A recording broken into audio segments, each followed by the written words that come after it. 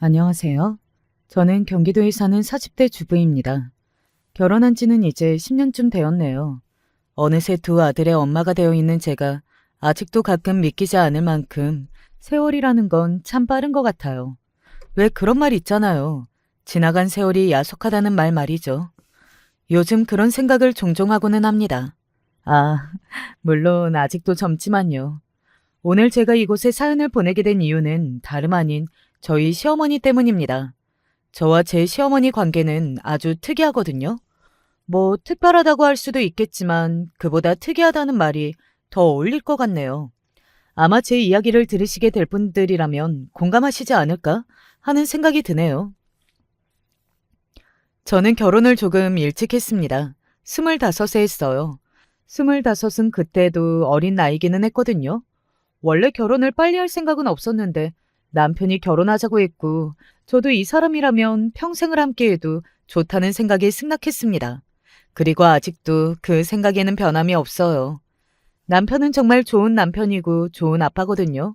25에 결혼했으니 별다른 사회생활을 해볼 기회도 없었습니다. 대학을 졸업하자마자 바로 유부녀가 된 거였으니까요. 뭐, 시도를 안 해본 건 아니었어요. 하지만 결혼한 여자는 그거 자체만으로 취업 시장에서 걸러지는 게 그때는 당연시되는 분위기였기 때문에 어느 순간부터는 포기를 했던 것 같네요. 뭐 남편이 잘 벌어요. 남편은 세무사인데 대기업에 다니는 사람들의 연봉 2배쯤은 벌어옵니다. 그래서 살림을 일구어 나가는 데는 크게 문제가 없었고요. 아이들은 각각 18과 15입니다. 둘 다 한창 공부할 시기라 예민해져 있기는 하지만 그래도 엄마한테 애교 많고 살가운 아들들이에요. 특히 둘째는 어디 가면 딸도 저렇게는 못한다 할 만큼 엄마에게 사랑 표현을 많이 하는 아들이고요. 이렇게만 이야기하면 더없이 평탄하고 행복한 결혼 생활을 한 것처럼 보이겠지만 절대 그렇지는 않습니다. 저는 나름대로 굉장히 힘든 시절을 꽤 오래 보냈었어요. 다름 아닌 저희 시어머니 때문이었습니다. 나는 정말 생각하면 할수록 우리 아들이 아까워 죽겠다. 시어머니는 남편을 굉장히 아까워했습니다. 어떻게 저 같은 사람이랑 결혼한 건지를 매번 말씀하셨어요. 신혼 초에는 아이를 낳고 시간이 지나서 정이 쌓으면 괜찮아질 걸로 생각했는데 아들을 둘이나 낳고 시간이 아무리 지나도 시어머니의 저를 향한 미움은 쉽게 사라지지 않았습니다. 네 동서들은 다들 잘났는데 너만 그렇다, 너만.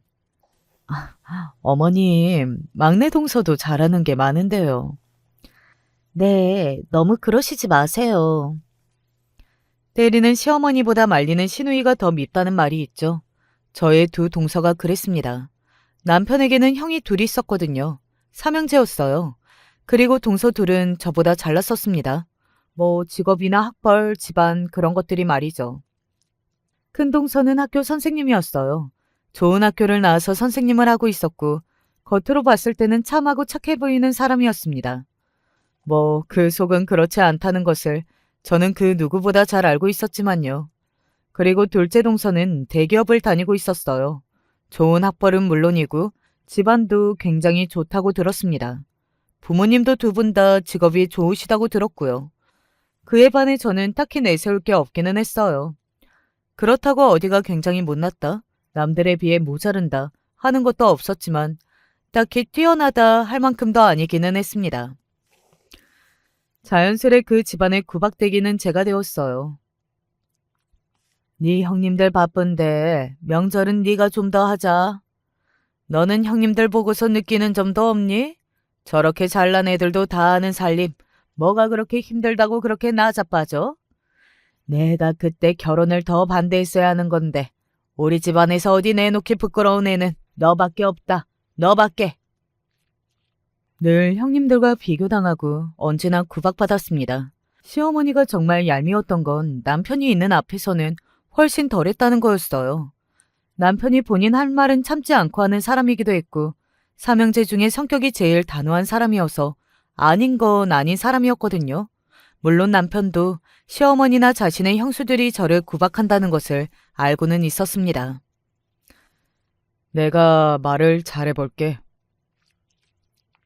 하지 마. 왜? 나 당신 그런 소리 듣는 거 싫은데? 얼굴 안 볼 사이들도 아니고 어머니나 형님들 누구보다 내가 잘 알아. 당신이 한 소리 한다고 해서 바뀔 사람들 아니야. 더 비꼬면 빚같지. 자주 보는 것도 아니고 이 정도면 견딜만 하니까 그냥 당신은 모르는 척해. 정말 딱 그 마음이었습니다. 남편이 한 소리를 하면 그들은 더 얄밉게, 더 교묘하게 저를 괴롭힐 사람들이었어요. 특히 두 형님이 말이죠. 그래서 그냥 하지 않았으면 한다고 남편에게 이야기했던 거고요. 남편은 제 뜻을 받아들였습니다. 그리고 남편도 알아서 그랬을 거예요. 자신의 어머니나 형수들이 굉장히 유난한 사람들이라는 것을 말입니다. 자주 보는 것도 아니고 참을만 하기는 했어요. 특히 형님들은 더더욱 자주 볼 일이 없었고요. 시어머니의 구박은 그런대로 한 귀로 듣고 한 귀로 흘릴 수준은 되었습니다. 그런데 어느 날 이런 이야기를 듣게 되었어요. 어머님 재산이 얼만지 이야기 들은 적 있어? 정확하게는 모른다고 하던데요? 하도 여기저기 꽁쳐둔 게 많으시다고. 하여간 음흉한 양반이라니까. 그거 딱 쥐고 아직도 한 푼도 안 해놓는 거 봐. 다 늙은 노인네가 완전히 여우라니까요. 여우. 그렇게 죽이 잘 맞아서 내내 어머님 거릴 때는 언제고 뒤에서 그런 이야기를 하고 있었다는 것에 저는 굉장히 놀랐어요. 대단히 시어머니를 좋아하지는 않아도 그래도 그 정도는 아닐 걸로 생각했거든요. 왜냐하면 시어머니가 지들한테는 잘했으니까요. 막내 동서, 혹시나 해서 말하는 건데 혹여 시어머니 재산 공평하게 받아갈 생각 같은 건 꿈도 꾸지 마라. 알겠지? 저는 재산을 물려받고 그런 건 생각을 해본 적도 없고 말을 꺼낸 적도 없었거든요. 그런데 지들끼리 아주 북치고 장구치고 난리를 치더군요. 설마 그렇게 생각하겠어요? 그리고 어머님도 막내 동서 그렇게 싫어하는데 많이 안 주실 것 같은데? 그래도 어쨌든 어머님 아들이잖아. 막내 도련님도. 게다가 아들이 둘이나 있고 모를 일이야. 그건 그렇네요. 동서, 꿈도 꾸지 마. 알겠지? 재산 같은 건 우리가 다 알아서 할 테니까. 그들이 시어머니의 재산에 그렇게 열을 올리는 이유를 알고 있기는 했습니다. 시어머니는 재산이 많으셨거든요. 원래도 시댁에 땅이 조금 있다는 건 모두가 알고 있었던 데다가 시아버지가 돌아가실 때 고액의 보험을 여러 개 들어놓으셨다는 것도 자식들 모두가 알고 있었고요. 그래서 꽤 많은 돈을 가지고 계실 거라는 건 알기는 했습니다. 하여간 구렁이 같아.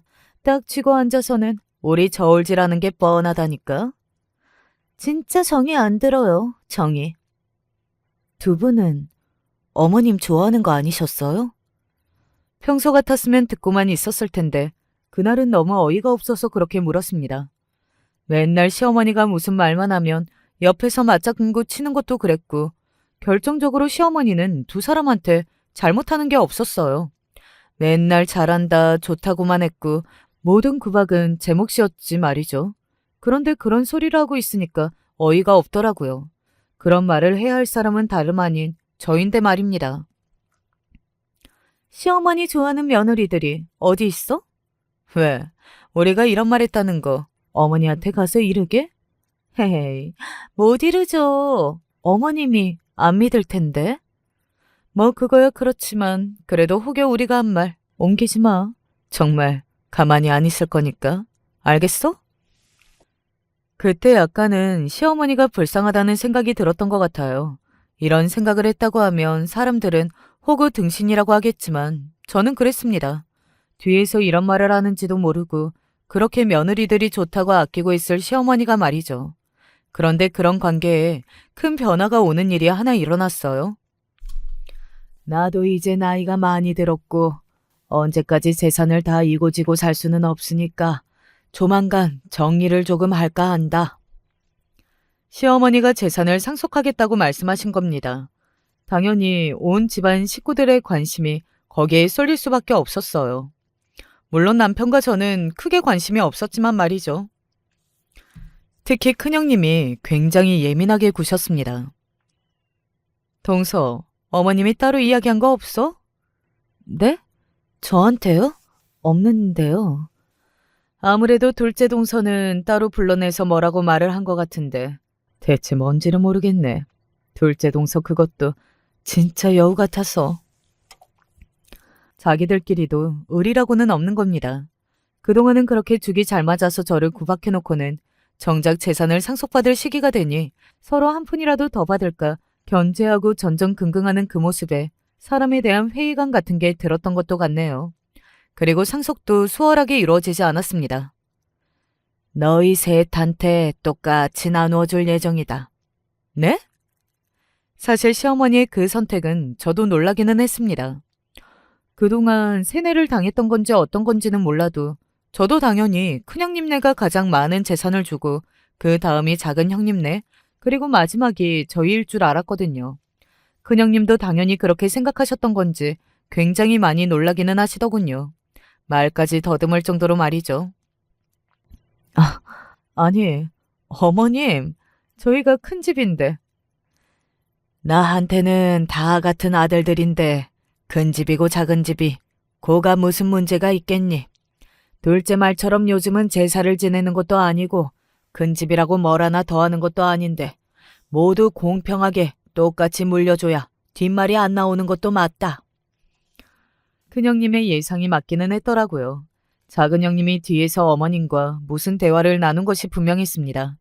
큰형님은 바로 작은 형님을 노려봤고 작은 형님은 어깨만 으쓱할 뿐 큰형님을 바라보지 않고 이렇게 말했어요. 잘 생각하셨어요, 어머님. 요즘 같은 시대에 그러면 오히려 의만 상한다니까요. 그래, 네 이야기가 맞다. 내가 생각이 짧았더구나. 사실 저는 뭐든 아무런 상관이 없었거든요. 어차피 저희가 제일 적게 받아가는 줄 알고 있었으니까요. 사실 그것에 대한 불만이 크지도 않았습니다. 돈은 뭐 남한테 손 벌리지 않을 만큼은 충분히 있고 먹고 살만하니까요. 엄청나게 많지 않아도 행복할 수 있고요. 그런데 큰형님의 표정이 심상치 않기는 했습니다. 아니, 아무리 그래도 그건 아닌 것 같은데요. 뭐가요? 우리가 첫째인데 아무래도 좀 그렇지. 큰 집이라고 딱히 뭘 더한 것도 없으시잖아요. 사실 맞는 말이기는 했어요. 큰형님네는 첫째라고 딱히 뭘 더한다든지 한 건 없었습니다. 제사가 없는 집이기도 했고요. 오히려 시어머님이 어디 불편하시거나 하면 제가 구박을 들으며 수발을 들었지 말입니다. 동서, 말을 조금 서운하게 한다? 서운할 게 뭐가 있어요. 다 맞는 말인데. 둘 사이가 빠갈라지는 순간이었습니다. 저는 그렇게 죽이 잘 맞길래 그래도 서로 친한 줄 알았는데 겨우 돈 몇 푼에 그렇게 갈라지더라고요. 정말 웃기죠. 이제 그 이야기는 그만해라. 그리고 이게 내가 너희한테 공평하게 물려줄 재산이다. 한 번씩들 봐. 시어머니는 그렇게 이야기하며 통장 3개를 건넸습니다. 저는 솔직히 그 안에 있는 금액을 보고 조금 놀랐거든요. 생각보다 많아서 말이죠. 3억이 넘는 돈이 들어있었거든요. 그런데 큰형님과 작은형님은 아니었던 모양이더라고요. 3억이요? 네? 3억이라고요? 누가 봐도 작아서 놀란 얼굴이었습니다. 3억이 넘는 돈을 한 집당 줬으면 합치면 10억이잖아요. 그리고 시어머니도 본인이 먹고 살 돈 정도는 따로 빼두셨을 거고요. 그건 굉장히 많은 돈 아닌가요? 내가 늙어 죽을 때까지 쓸 돈은 따로 빼놓고 다 너희한테 똑같이 나눠준 거다. 무슨 불만 있는 건 아니지? 시어머니도 어딘가 이상한 기운을 감지한 건지 어쩐 건지 그런 말을 하더군요. 그리고는 이렇게 덧붙이셨습니다. 니들 시아버지가 남기고 간 보험금이 6억 정도 되고 땅 판돈이 6억 정도 된다. 그리고 이 집까지 내 재산의 전부야. 그 땅을 6억에 파셨다는 말씀이세요? 값을 제대로 좀 못 받은 감이 있기는 하지만 그래도 그 정도면 괜찮은 거라고 했어. 그럴 리가 없을 텐데. 더 이상 땅 이야기는 하지 마라. 시어머니는 그 분위기가 불편했던 건지 어쩐 건지 그렇게만 말씀하시고는 언짢은 얼굴로 안방에 들어가 버리셨어요. 아마 평소라면 형님 두 분이 따라가서 시어머니의 심기를 살피고 풀어드리려 했겠지만 그날은 그런 것도 없었습니다. 전에 아무래도 삼촌 문제, 어머님이 해결해 주신 것 같지? 그렇지 않고서야 이것밖에 없을 리가 없죠. 삼촌, 시어머니의 남동생이었습니다. 젊은 시절 사기를 당해서 아내한테 이혼당하고 혼자 사는 시어머니의 아픈 손가락이었어요. 제대로 하는 일 없이 여기저기 다른 여자들한테 얹혀 살면서 세월을 보내다가 또 사기를 당한 걸로 이야기를 살짝 전해 들었던 적이 있거든요. 시어머니가 자기 동생 이야기를 자식들한테 하는 것을 부끄러워하셔서 자세하게는 모르지만 말입니다. 아니, 대체 얼마를 해결해줬길래 이것밖에 안 남았다는 거예요?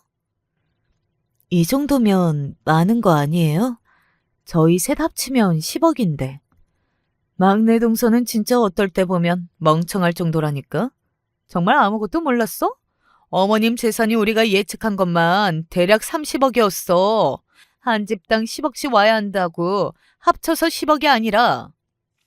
사실 그 금액 정도 될 거라고는 생각하지 못했었거든요. 그래서 저도 놀라기는 했어요. 그리고 둘째 동서, 어머니한테 대체 뭐라고 했길래 공평 타령을 하시는 거야? 나 뒤에서 여우같이 어머니 설득하고 그랬던 거냐고? 뭐, 제가 틀린 말 한 거 있어요? 형님네가 뭘 더 하시길래 더 받아가느냐 하고요. 어머님을 따로 모시기를래? 아니면 제사를 지내기를래? 큰아들네 노릇한 거 하나도 없으면서 돈 받아갈 때만 큰아들이다 하시면 누가 그걸 따르냐고요. 뭐? 말 다 했어? 안에 어머님 계시는데 싸우지들 마세요. 제 그 말에 두 사람이 동시에 저를 노려보더군요. 너는 조용히 빠져 있으라는 눈빛으로 말이죠. 그리고 그 두 사람의 싸움은 거기서 끝나지 않았습니다. 앞으로는 안 그러는 척하면서 뒤에서는 수작 부리는 거 진짜 너무 치졸하다고 생각하지 않아? 사람이 이렇게 앞가지가 달랐어? 평소에는 말도 못 꺼내시게 하시잖아요. 그리고 요즘 형님처럼 큰아들 하는 사람이 어디 있어요? 막상 본인도 그렇게 생각 안 하면서 다 재산 때문인 거 누가 몰라? 뭐? 말 다 했어? 덜 있으면 어쩌실 건데요? 야! 그리고 그때였어요. 시어머니가 안방 문을 열고 나오셨습니다. 다 듣고 계셨던 거예요. 하긴 그렇게 큰 목소리로 떠들어대는데 못 들으시면 그게 더 이상한 거죠. 니들 지금 이게 다 무슨 짓이냐? 어? 더 너희들한테 실망하게 할 거야? 주려던 것도 다시 뺏게 만들지 마라. 결국 시어머니 입에서 그 말까지 나오고 나서야 두 사람은 입을 다물었습니다. 저는 한편으로는 시어머니가 조금 불쌍하다는 생각도 들었어요. 그간 저런 며느리들을 잘났다고 끼고 돌면서 믿었던 게 말입니다. 뭐 속으로는 정말 어떻게 생각했을지는 몰라도 말이죠. 저 보기에도 조금 민망하지 않을까 하는 생각을 하기도 했고요. 그리고 그 이후부터 두 형님의 태도가 정말이지 180도 달라지기 시작했습니다. 그렇게 예민하지 않은 저한테도 너무 심하게 느껴질 정도였어요. 보름 뒤 어머님 생신이잖아요. 이번에도 다 같이 밖에서 식사하실 거죠? 식당은 제가 예약할까요? 그걸 왜 나한테 물어? 네? 원래 늘 큰형님이 어디로 예약하면 좋겠다고 먼저 의견을 내셨거든요. 그리고 미리 가격을 공지하고 새 집에서 똑같이 나눴고요. 큰 집이라고 더 하는 것도 없다는데 이제는 정말 안 하려고. 둘째 동서한테 전화해서 물어봐. 자기가 알아서 하겠지. 그렇게 말하고서는 전화를 끊더군요.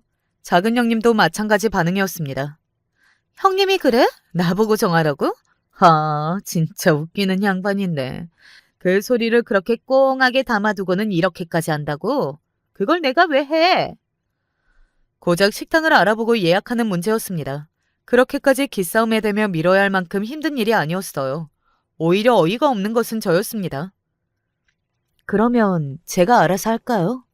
그러든가 말든가. 귀찮으니까 나한테 이런 일로 더 연락하지 마. 자잘한 모든 일이 제 몫이 되었어요. 물론 그전에도 그런 일이 많기는 했지만 재산을 상속받은 이후로는 정말 남도 이렇게까지 무관심하지 않겠다 할 정도로 모든 것에 무관심했습니다. 시어머니가 준 돈의 금액도 마음에 안 들었고 또 이제 더 이상은 떨어질 콩고물이 없다고 생각했던 거겠죠. 그렇게 예약한 식당에는 당일에 큰형님네는 바쁘다고 아예 오지도 않았어요. 저한테 용돈이라며 봉투 하나를 전달해줬는데 얼마인지 궁금해서 열어본 봉투에는 5만 원이 들어 있었습니다. 진짜 어이가 없다 못해 기가 막히지 않나요? 그 돈은 받고서도 기분이 나쁠 것 같아서 제가 5만 원을 더 넣어서 시어머니에게 드렸던 게 기억이 나네요. 작은 형님네도 크게 다르지 않았습니다. 밥만 먹고 1시간도 안 되어서 자리에서 일어났어요. 그리고 선물이라고 준비해온 화장품도 1년 전 시어머니의 선물에 반의 값도 안 되어 보였고 말이죠. 그냥 모든 것에 마음과 성이라는 게 없었습니다. 이런 말 하기는 싫지만 정말 싸가지가 없었어요. 그리고 그날 밥값 계산도 저희가 했습니다. 큰형님네는 자기들이 가서 밥을 먹은 것도 아닌데 왜 해야 하는 거냐고 하지 않으셨고, 작은 형님네는 연락을 아예 무시했고 말이죠. 그 돈이 아깝다는 게 아니라 그 두 사람이 괘씸했던 것 같네요. 그 와중에 시어머니는 이렇다 저렇다 할 말씀이 없으셨습니다. 원래 시어머니의 성격 같아서는 한 소리 버럭 지를 법도 한데 아무 말도 하지 않고 말 그대로 쥐죽은 듯이 계셨던 것 같아요. 그래서 내심 삼촌에게 재산을 엄청나게 떼어준 게 맞나 보다. 그래서 자식들 눈치를 살피나 보다. 그런 생각을 했던 것 같습니다. 뭐 자식들 입장에서 그게 서운할 수는 있지만 어떻게 보면 그건 시어머니의 돈이었고 시어머니는 본인의 돈을 자유롭게 쓸 수 있는 자격이 있는 거잖아요. 그래서 저는 돈을 많이 받지 못해서 기분이 나쁘고 배신감이 들고 뭐 그러지는 않았거든요. 그러던 어느 날이었습니다. 제대로 한번 난리가 난 날이 있어요. 그때가 김장 시즌이었거든요. 원래 김장을 다 같이 하기는 했어요. 제가 제일 먼저 나가면 다 늦게 두 형님들이 와서 거드는 척만 하고 김치를 나누어 가져갔지만요. 김장하러 다들 오거라. 배추랑 재료들은 내가 다 사놨으니까. 아마 시어머니로서는 다시 한번 잘 지내보자고 손을 내민 거였을 겁니다. 그전에는 일반적으로 제가 구박을 받기는 했어도 표면적으로는 시어머니와 다들 잘 지냈으니까요. 그런데 아무도 오겠다고 대답하지 않았습니다. 저는 알겠다고 했는데 말이죠. 사실 쎄하긴 했어요. 그래도 시어머니가 오라고 직접 이야기를 했는데 그것까지 무시할까 싶은 마음 반, 안 올 것 같다는 마음 반으로 김장을 하는 날 시어머니 댁으로 갔습니다. 사실 처음부터 올 거라고는 생각 안 했어요. 앞서 이야기했다시피 그전에도 처음부터는 오지 않았습니다. 제가 가장 힘든 일을 다 해놓고 나면 뒤늦게 와서 거드는 척을 좀 하다가 얄밉게 김치만 쏙 가져갔지 말이죠. 시어머니는 양을 많이 준비하지도 않으셨더군요. 평소의 반이었습니다. 그리고 수육거리를 많이 해두신 걸로 봐서 김장하고 저녁을 다 같이 밥을 먹으면서 가족끼리 사이를 조금 돈독하게 만들고 싶으셨던 것 같아요. 하지만 그 두 사람은 끝까지 오지 않았습니다. 사실 정말로 안 올 거라고는 생각하지 못했거든요. 게다가 온다 안 온다 연락 한 번 없이 말이죠. 전화 한번 해봐라. 저녁 시간이 다 되도록 연락 한 번 없이 아무도 오지 않자 시어머니는 굉장히 침울한 얼굴로 저에게 그렇게 이야기했습니다. 저는 바로 전화를 했어요.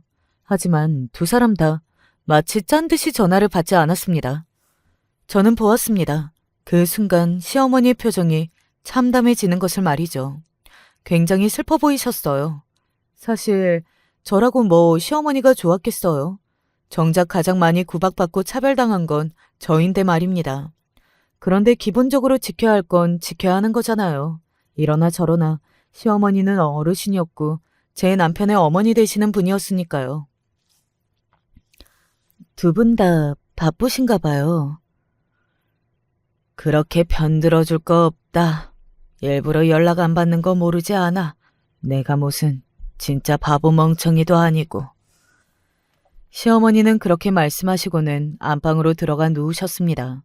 차마 그렇게 두고 집으로 갈 수가 없어서 남편과 아이들을 불러다가 김장김치에 수육을 삶아서 시어머니와 함께 먹고 집으로 돌아갔어요. 아무리 그래도 그렇지 너무한 거 아니야? 그렇긴 한데 내가 뭐 어떻게 할 수는 없으니까. 당신이 형님들한테 한번 이야기해봐. 그래도 형님들하고는 말이 조금 통할 수도 있잖아. 한번 보자고 해야겠네. 그날 남편도 상황의 심각성을 느끼고 뭔가를 해봐야겠다고 하더군요.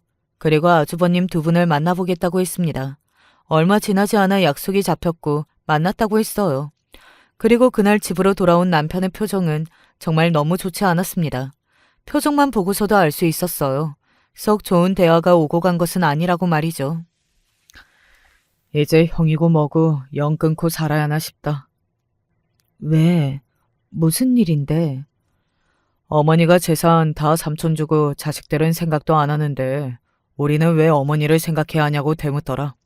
그래서 내가 여태 공부시켜주고 먹여주고 재워주고 또 장가까지 보내준 건 생각 안 하냐 그러니까 그거 안 하는 부모도 있냐고 화를 내는데 내가 아는 형님들이 맞나 싶고 그리고는 앞으로는 본인들은 자식 노릇을 할 생각이 없으니 착한 너나 어머니 모시고 살라면서 남편을 비꼬기까지 했다더군요. 남편이 화를 내니 어디서 형님들이 말대꾸하냐고 싸움이 났다고 말이죠. 그니까 형님들이 그렇게 막무가내로 나온 건 본인들의 성격이 못돼 먹은 것도 있게 하겠지만 아주버님들도 같은 생각들이었기 때문에 가능했던 겁니다. 솔직히 남편들이 그래도 어머님께 잘해야 한다고 했으면 이 정도로 막대 먹은 짓은 하지 않았겠죠. 부부가 다 같은 생각이었으니 가능했던 겁니다. 손바닥도 부딪혀야 소리가 나는 건데요. 당신이 앞으로 더 신경 써야 할 일이 많아져서 어떡하냐. 내가 미안하게. 뭐 그전에도 비슷했어. 오히려 한 소리 더 보태는 형님들 없어서 속 시원해.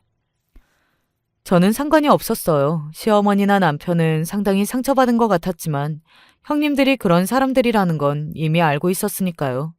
그날 이후로 제가 시어머니를 더 들여다보기는 했습니다. 반찬을 가지고 가는 날도 횟수가 늘었고 안부 전화를 하는 것도 더 자주 했고요. 지금 와서 돌이켜 생각해보면 그게 천만다행한 일이 아니었나 하는 생각이 들어요. 만약 그렇지 않았으면 시어머니를 더더욱 늦게 발견했을 테니 말이죠. 그날은 새로운 반찬을 들고 시어머니 댁에 간 날이었습니다. 어머니! 화장실 앞에 쓰러져 있는 시어머니를 보고 놀라서 뛰어 들어갔어요. 곧장 119를 불렀고 응급실로 갔습니다. 그런 경험은 정말 처음 해보는 경험이었기 때문에 손발이 다 달달 떨리더라고요. 조금만 더 늦게 발견하셨으면 정말 큰일 날 뻔했어요. 다행히 목숨에 지장이 없으십니다. 출혈 부위도 빠르게 잡았고요. 네, 출혈이라고 했습니다. 나이가 있으신 분들에게는 종종 일어나는 일이라고 말이죠. 발견이 빨리 되어서 다행이지 아니었으면 큰일이 났을지도 모른다는 말에 심장을 쓸어내렸던 기억이 있네요. 의사는 뒷말을 덧붙였습니다. 그런데 그게 문제가 아니라 검사를 하던 와중에 뭘 하나 발견을 했는데 의사가 어렵게 입을 떼더군요. 전신의 사진을 다 찍었는데 종양으로 보이는 뭔가를 발견했다고 말이죠. 종양이면 암인 거잖아요. 그때 다시 한번 심장이 철렁했던 것 같습니다. 조직 검사를 해봐야 알 것 같기는 하지만 모양이나 위치 같은 게 암일 확률이 커 보이기는 해요. 일단 검사를 해보시죠. 결과가 나오기 전까지는 남편과 시어머니에게는 말하지 말아달라고 했어요. 그리고 결과가 나왔습니다. 아니길 소망했던 것과 달리 암으로 판정이 났어요. 입원 기간도 길어질 테고 받는 치료도 다를 테니 시어머니에게도 남편에게도 비밀로 할 수는 없었어요. 그래서 말했습니다. 남편은 굉장히 충격을 받았지만 정작 당사자인 시어머니는 그다지 놀라지는 않으셨어요. 연세가 있으셔서 진행 속도가 느리고 일단은 항암을 하면서 추이를 지켜보자고 하더라고요. 흔한 암이라 치료 가능성도 크고. 그래, 네가 하자는 대로 다 하마. 그리고 우리 집에 가면 첫 번째 서랍에 내 통장 하나가 있다. 거기 내가 아프면 병원비로 쓰려고 둔 돈이 있으니까 병원비는 그걸로 다 내거라. 아니, 그건 저희들끼리. 아니, 돈이 있는데 그럴 필요 없다. 그냥 내 말 들어. 제가 생각하기로 아마 시어머니는 본인의 병원비를 서로 내지 않으려 미루는 큰아들네와 작은 아들네를 보고 싶지 않았던 것 같아요. 그래서 더더욱 단호하게 본인 돈으로 하겠다고 엄포 아닌 엄포를 놓으신 거고 말이죠. 어딘가 그 마음이 이해도 되는 것 같아서 그러겠다고 대답했습니다. 연락을 안 할 수는 없잖아요. 그래도 암에 걸리셔서 병상에 누워 계시는 건데 말입니다. 그래서 큰형님과 작은형님께 연락을 드렸어요. 두 사람의 반응은 이랬습니다. 그래?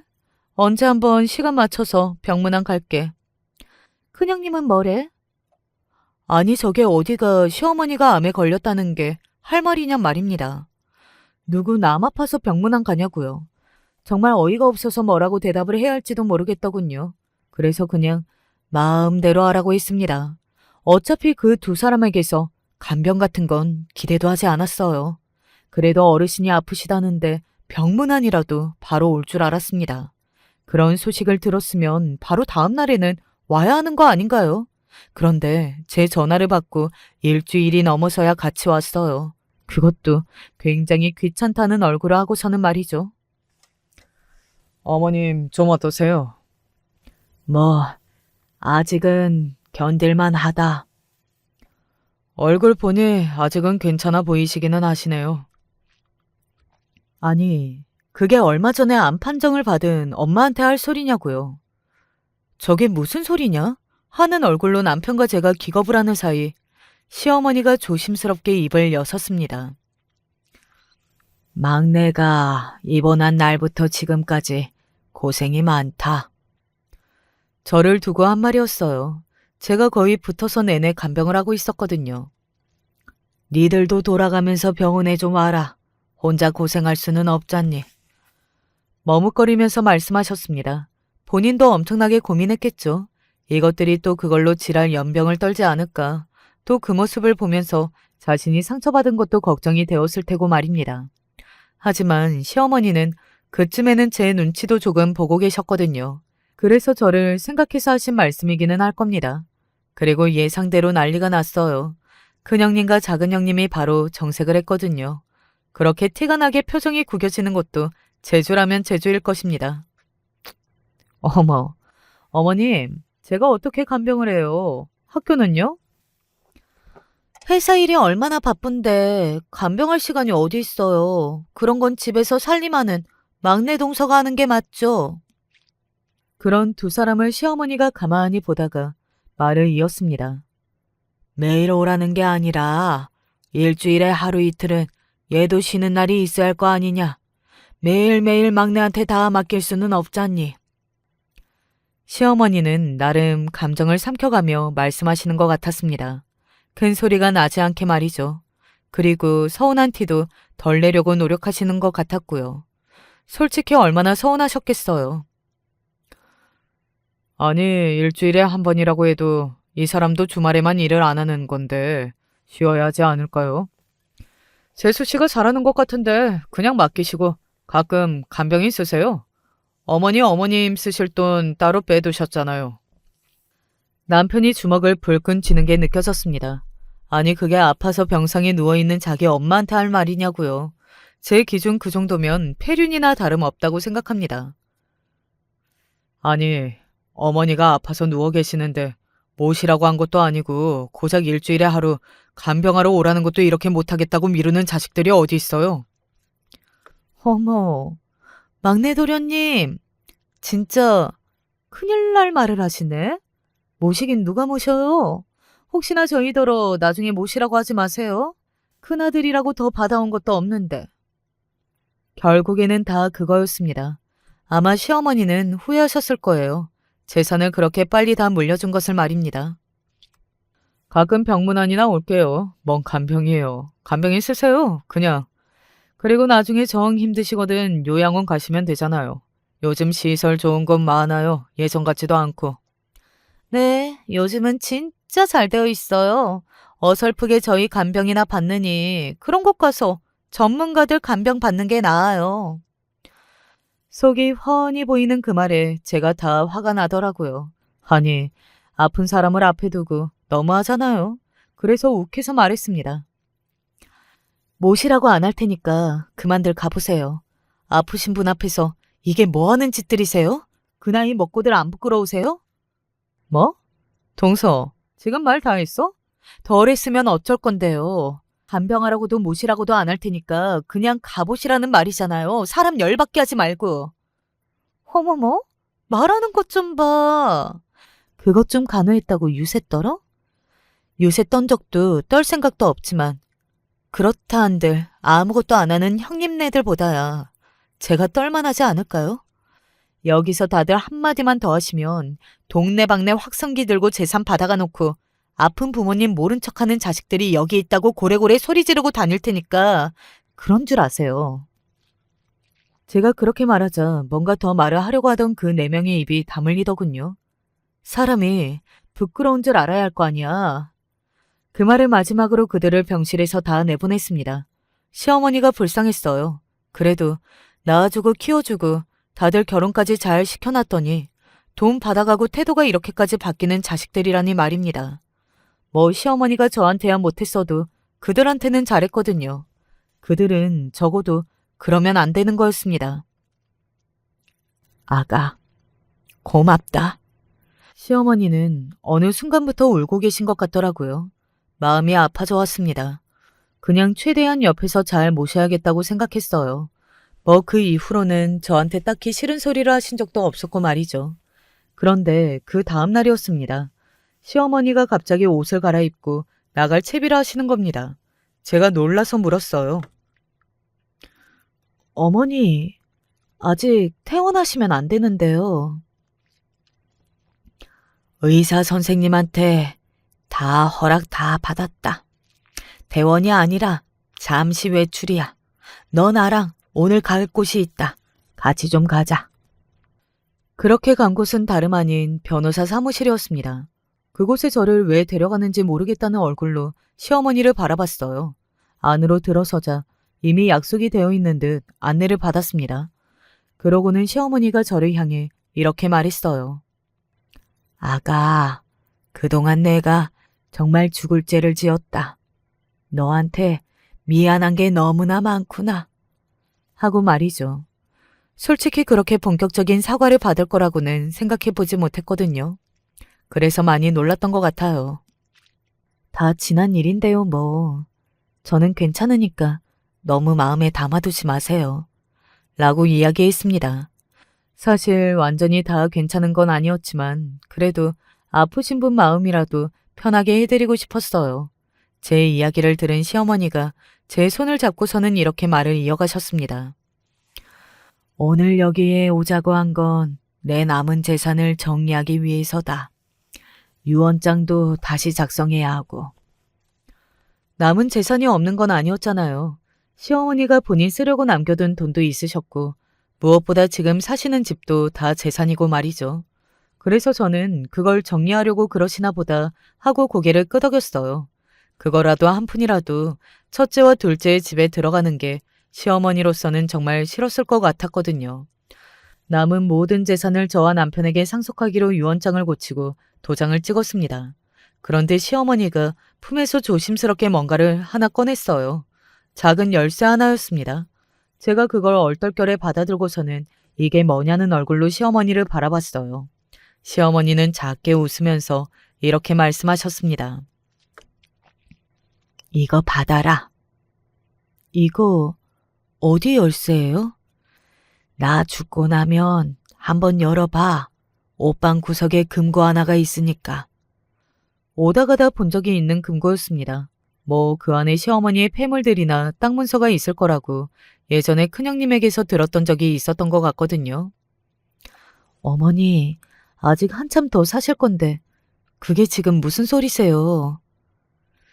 나는 안다. 나는 그리 오래 남지 않았어. 사실은 그때는 그게 무슨 소린가 했거든요. 그런데 시어머니의 말이 맞았습니다. 병원에서는 당장 오늘 내일 하는 건 아니라고 그랬었는데 시어머니의 병세는 급격하게 나빠졌어요. 병원에서도 왜 그러는지 모르겠다고 할 만큼 말이죠. 그리고 정말 얼마 되지 않아서 돌아가셨습니다. 마지막 말씀도 저에게 미안하다, 고맙다 하는 말씀뿐이었어요. 비록 결혼 생활의 대부분을 구박받으며 살았지만 마지막까지 그렇게 미안하고 고맙다 말을 하시는 분을 미워할 만큼 모진 성격이 아니었습니다. 그래서 마음이 참 많이 무거웠던 것 같아요. 그리고 유언장이 공개되었습니다. 유언장에는 금고에 대한 이야기는 없어요. 그 금고는 몇 번이고 큰형님네와 작은형님네에게는 말하지 말라고 혼자 열어보라고 신신당부라 하셨던 터라 저도 모르는 척했습니다.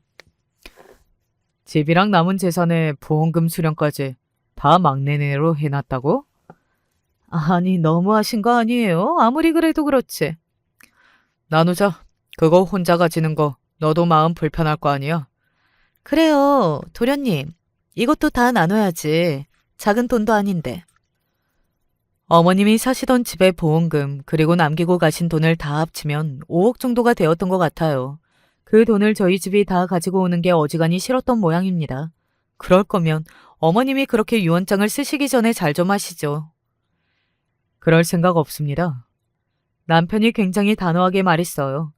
남편의 그런 단호함에 두 명의 형님과 아주버님이 놀란 얼굴로 남편을 바라봤습니다. 어머님, 오늘 내일 하신다는 말에도 병문안 한 번 안 온 자식들이 무슨 낯으로 재산을 가져가겠다 하는 건지 이해도 안 되고 어머님이 돌아가시기 직전에 이렇게 말씀하셨어요. 그것들한테는 단 1원도 줘서는 안 된다고. 그 약속을 저한테 10번은 받고 가셨습니다. 남편의 그 말에 순간 그 네 사람은 입을 다물었습니다. 뭐 할 말이 당장 생각이 나지 않기는 했겠죠. 재산을 물려준 당사자가 그렇게 이야기했다는데 말입니다. 하지만 그렇게 넘어가기에는 돈이 포기가 안 되었던 건지 계속 말을 이어가더군요. 뭐 어머님으로서는 서운할 수도 있지. 그런데 이제 죽고 없는 양반이랑 한 약속을 다 지킬 필요도 없고 우리 형제들끼리는 잘 지내야지 않겠니? 완전히 똑같이 나누자고는 안 할 테니까 우리한테 1억 5천씩은 줘. 네가 제일 많이 가져가면 되는 거잖아. 그래, 우리는 많이는 안 바래. 많이 안 바란다고 하면서 1억 5천을 이야기하는데 웃음이 나오더라고요. 그리고 돈을 받고 태도가 싹 바뀌는 걸 제 두 눈으로 봤는데 그 말을 어떻게 믿는다는 말입니까? 남편도 똑같은 생각이더라고요.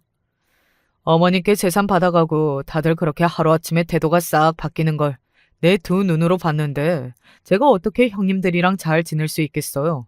보나마나 돈 받아가고 나면 또 달라지실 텐데. 그리고 저는 어머니의 마지막 그 약속 안 어길 겁니다. 안 드려요. 막내 도련님, 그런 사람으로 안 봤는데 욕심이 진짜 많네. 뭐라고 하셔도 안 드립니다. 그리고 제가 형수님한테 욕심 많다는 소리 들을 건 아니라고 보는데요. 이게 버릇없이 어디 형수님한테. 너 정말 연이라도 끊자는 거야? 네, 어차피 끊을 생각이었어요. 앞으로 다시는 형제랍시고 얼굴 보고 사는 일 없었으면 좋겠네요. 저 자식이 정말. 작은 아주버님은 남편에게 주먹을 휘둘렀고 그렇게 난장판으로 그 자리는 마무리가 되었습니다. 뭐 썩 좋은 사이들은 아닌 형제들이었지만 그래도 끝이 그렇게 날 거라고는 저도 상상도 못 해봤네요. 사연을 쓰는 지금도 씁쓸한 마음이 듭니다. 시어머니의 장례를 다 치르고 짐을 정리하러 시어머니의 집으로 갔습니다. 꽤 오랜 시간 주인이 없었던 집은 적막하기 그지없더라고요. 눈물이 나올 것 같았어요. 조용히 옷방으로 가서 시어머니가 말했던 그 금고를 열었습니다. 사실 별것이 있을 거라고는 생각하지 못했어요. 뭐 있어봐야 시어머니의 폐물 정도? 비싼 장신구들이 몇 개 있지 않을까 하는 생각이 전부였습니다. 하지만 그 금고를 열어본 저는 그대로 뒤로 나자빠질 수밖에 없었습니다. 그 안에 다름 아닌 금괴가 들어있었거든요. 저는 태어나서 금괴를 본 것도 처음이었습니다. 그런데 그건 한두 개도 아니었어요. 이게 다 뭐야? 말을 그냥 더듬게 되더라고요. 그런데 금괴 위에 쪽지 하나가 있었습니다. 저는 조심히 그 쪽지를 열어봤어요. 시어머니가 저에게 남기고 가는 말이었습니다. 많이 놀랐을 걸로 생각한다.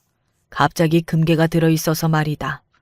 사실 내가 성격이 더럽지 않니?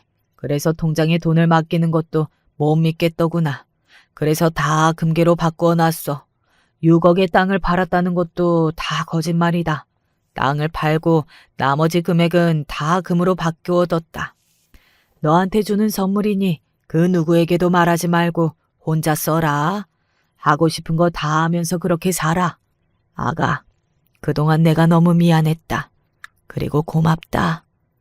라고 말이죠. 대략 15억 정도 되는 양의 금괴였어요. 나중에 알아본 바로는 말이죠. 뭐 당시에는 구체적인 금액을 몰랐지만 그래도 그게 엄청난 돈이라는 것쯤은 알 수 있었고 말이죠. 남편에게 말을 하지 않을 수 없었습니다. 그런데 남편이 이렇게 말하더군요. 그건 어머님이 당신한테 주신 거니까 당신이 알아서 해. 라고 말이죠. 사실 그 정도의 큰 금액은 저도 본 적이 없었기 때문에 뭘 해야 할지 모르겠더군요. 그래서 사실 그 금고 그대로 저희 집으로 옮겨놓았을 뿐 다른 걸 하지 않고 있습니다. 남편은 친정 어머니 집을 사드리라 뭐 그런 이야기를 하기는 하지만 엄마는 지금 사는 집이 딱 좋다고 거절하셨어요. 크고 좋으면 신경만 더 쓰인다고 하시면서요. 그 이후로 형님 두 분에게 연락이 한 번씩 더 오기는 했습니다.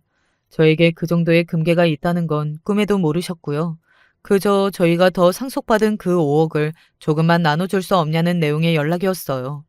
1억씩 달라고 하더니 나중에는 5천만 원이라도 달라고 하더라고요. 돈 앞에서는 사람이 그렇게까지 없어질 수가 있구나 하는 생각을 했던 것 같습니다. 뭐 당연히 5천만 원이 아니라 5천 원도 주지 않았고요.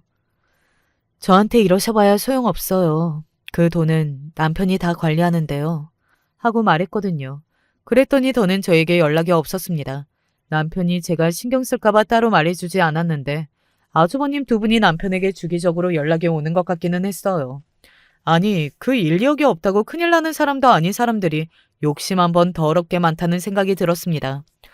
그런 사람들이 이 금괴의 존재를 알게 되면 눈이 돌지 않을까 싶어서 더더욱 숨겨야겠다 하는 생각을 했고 말이죠. 아마 끝까지 시어머니에게 잘했다면 이 금괴까지 싹 다 나누어 상속받았겠죠. 그러면 그들이 전에 이야기했던 것처럼 집안당 10억씩 상속받은 셈이 되었을 거고요.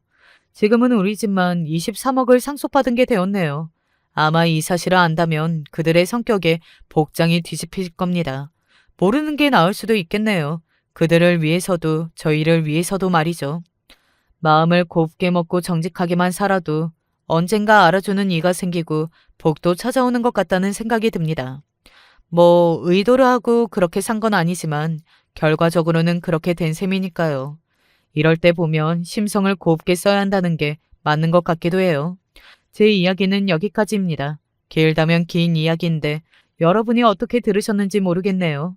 저는 제 이야기만 하는 동안 재밌었는데 여러분도 재밌게 들어주셨다면 더없이 감사할 것 같습니다. 이제 그만 사연을 줄일게요. 마지막까지 들어주셔서 감사합니다. 늘 건강하고 행복하세요. 안녕하세요. 늙은 나이에 인생을 통달한 것 같은 느낌이 듭니다. 제 사연을 들어주시고 옆에 계신 분과 서로 도우며 행복한 삶을 사시길 바랍니다. 아직 늦지 않았습니다. 지금부터 긴 제 이야기를 해보겠습니다. 자식 4명 키우느라 정말 많이 고생했습니다. 게다가 결혼 과정부터 시부모님 반대가 엄청 심해서 결혼을 하는 것도 엄청 애를 먹었는데 아니나 다를까 결혼을 하고 나서는 시부모님 시집살이에 아주 등골 휘는 줄 알았습니다. 심지어 그런 시집살이를 시어머니 혼자 시킨 것도 아닙니다. 시아버지까지 제 시집살이를 시키는데 여념이 없었습니다. 그냥 밥해라, 빨래해라, 청소해라 정도면 저는 이걸 시집살이라고 이야기도 안 했을 겁니다. 저런 집안일 시키는 건 기본 중에 기본이라 그다지 기분 나쁘고 힘들 것도 없었습니다. 문제는 시어머니, 시아버지 두 분 모두 저를 무슨 몸종처럼 부렸다는 것이죠. 언제 한 번은 이런 날도 있었습니다. 시아버지가 갑자기 방으로 들어와 보라고 그래서 무슨 일인가 했더니 본인이 중요한 친구들이랑 약속이 있는데 옷을 골라달라는 이야기였습니다. 한 번도 그런 걸 저한테 시킨 적이 없어서 얼떨떨한 마음으로 알겠다고 하고 이것저것 옷장에서 최대한 시아버지에게 어울릴 법한 옷들만 골라서는 입어보라고 말씀을 드렸는데 제가 옷을 골라드릴 때마다 이러시더군요. 젊은 애가 이렇게 보는 눈이 없어서 지금 나한테 그런 거적대기나 입고 가라는 거야? 중요한 사람 만나는 거라고 말했어, 안 했어? 어쩜 이렇게 제대로 할 줄 아는 게 없나? 정말 내가 너 이 집안의 며느리로 들이는 거 반대 안 했던 게 천추의 한이다, 한이야. 시아버지는 정말 한마디 한마디가 가슴에 빗으로 꽂힐 만큼 독설을 날렸습니다. 저는 주눅이 들고 당장이라도 시아버지 방을 나가고 싶었지만 마음대로 나갔다가는 어떤 불호령이 떨어질지 몰랐기에 애써 웃는 얼굴로 욕을 바가지로 먹어가며 시아버지 옷을 골라드려야 했습니다. 그 노릇 30분을 넘게 했는데 결국 시아버지는 본인이 스스로 고른 옷을 입고선 말하더군요. 이런 거라도 잘할까 싶어서 맡겨본 내가 미쳤지. 나갔다 올 테니 집안일 잘하고 있어라. 그렇게 시아버진 혀를 있는 대로 차고 저를 무시한 채 밖으로 나갔습니다. 그래도 시아버지는 시어머니보다는 나았습니다. 시어머니는 처음 절 봤을 때부터 못마땅한 눈빛으로 훑더니 저와 제 집안을 비하했어요. 네가 우리 창모랑 결혼하려는 애라고? 아가씨, 미안하지만 난 아가씨가 영 마음에 안 드는데. 고졸도 아니고 중졸이라 들었는데 내가 아무리 우리 아들이 좋아하는 여자라 해서 좋게 봐주래도 중졸이 뭔가 중졸이. 집안끼리 수준이 맞아야 하는데 그것도 아니고. 나는 적어도 우리 아들이 사자 들어가는 직업의 여자가 아니면 만나주려 하지도 않았어. 아들이 통 사정해서 아가씨를 만나준 거라고. 이 정도면 내가 하는 말 알아들었겠지? 정말 상처가 되는 말뿐이었기에 전 그때 남편과의 결혼을 다시 고려해 보아야 했습니다. 근데 남편이 시어머니를 설득하고 저와 결혼 못하면 안 되겠다고 고집을 부리는 바람에 저도 당시엔 좋아하는 마음 하나로 결혼을 하게 되었죠. 그때부터 고생길 시작이었어요. 시어머니는 온갖 집안일 대소사에 저를 어떻게든 써먹으려 하셨어요. 거의 몸종 부리듯 말이죠. 그것도 고맙단 말 한마디 없이 저를 이리 부르고 저리 부르시면서 넌 어쩜 제대로 하는 게 하나 없니? 내가 음식할 땐 늘 정성이라고 강조했지 않았니? 하시며 잔소리를 해댔습니다. 심지어 저를 똥개 훈련시키는데 달인이셨어요. 틈만 나면 여자 혼자 들기 힘든 무거운 물건을 옮기는 일을 시켰죠. 예, 내가 중요한 물건을 좀 빠뜨렸는데 그것 좀 가지고 얼른 와라. 네, 어머님. 차라리 정말 까먹어서 놓고 가신 거였다면 번거롭고 귀찮기는 했어도 그게 서럽지는 않았을 거예요. 하지만 어느 날 충격적인 대화를 엿듣곤 그 진실을 알 수 있었어요. 알고 보니 시어머니는 본인이 까먹고 물건을 놓고 간 게 아니라 저를 부려먹기 위해서 일부러 놓고 가는 거였습니다. 언젠가 그거에 대해서 시아버지랑 이야기하는 걸 우연히 들었거든요. 여보, 난 걔 솔직히 우리 집에서 하는 일도 없는데 가만히 있을 게 꼴보기 싫어서 일부러 이런 짓이라도 시켜 먹어야 속이 후련해. 정말 너무도 충격적이었어요. 그때 처음으로 이혼이란 걸 생각했고 짐을 쌌습니다. 남편에게도 통보를 했고요. 집을 나가겠다고요. 여보, 나는 도저히 못 참겠어요. 이 집안에서 며느리로 사는 건지 종으로 사는 건지 모르겠다고요. 나 나갈래요. 당신이랑도 끝이에요. 하지만 그때 남편이 절 붙잡으며 다신 어머님이 제게 그런 일을 시키지 못하겠다고 약속을 하더군요. 내가 어머님 단단히 타일러 놓을게. 미안해. 당신이 그런 말 듣게 해서 나 한 번만 믿어줘. 그 뒤 남편은 시부모님을 불러놓아 앞으로 제게 이런 말 하지 말라고 단단히 엄포를 놓았어요. 시부모님도 남편 말이라면 꿈쩍을 못했기에 그 순간은 아무 말 하지 못하더라고요. 내심 그 모습을 보며 속이 시원했죠.